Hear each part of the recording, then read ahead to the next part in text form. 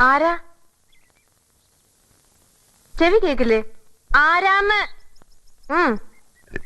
ഞാനൊരു വഴിപോക്കനാ. ഇവിടെ ചുറ്റമ്പലത്തിൽ എന്താ കാര്യം? ഇത് പൊതുവഴിയല്ല. നമ്മൾ ആരാണാവോ? അതല്ലല്ലോ ഞാൻ ചോദിച്ചതിനുള്ള മറുപടി. ഇതെന്താണ്? കാവിലെ ഭഗവതി നേരിട്ട് പ്രത്യക്ഷപ്പെട്ടതാണോ? അതെ.